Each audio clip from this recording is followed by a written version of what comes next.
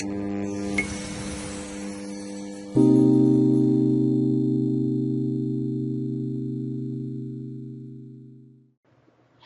and welcome to the tutorial on how to update the contact information in your profile.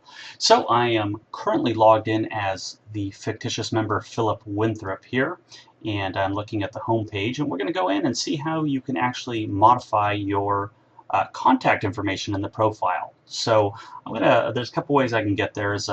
Number one, you can see the My Account button here in the upper right hand corner.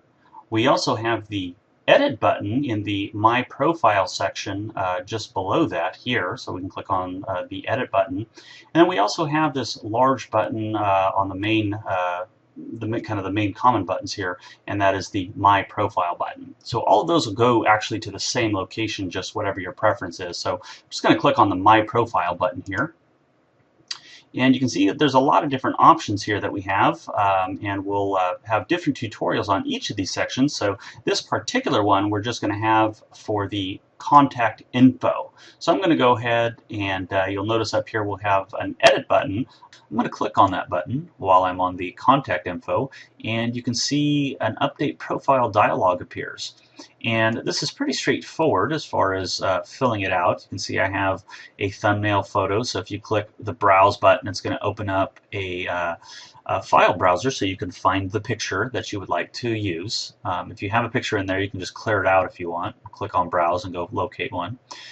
Your personal title, so Mr. or Mrs., etc. Enter your first name, your last name, your job title, company name. These are all pretty straightforward. Professional category, you have some options that you can select from. So if you click on the professional category, you can see here that you're given a list. Now you can type a keyword search if you want and actually search for a category, and it'll begin to filter out your results, or you can just begin to browse. There's many categories to choose from in here, and you'll notice that the list does, as a time saver, so it doesn't load all the categories in at once.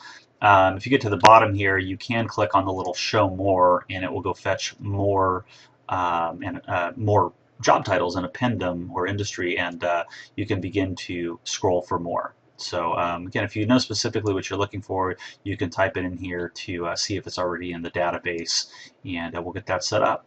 So once you've made your selection, I'm just going to cancel because we already have one selected here. It will appear here as your selection. You can enter your email address, work phone, mobile phone. You can enter in some search tags here if you want. Those are just different ways for people to find you. Street address, and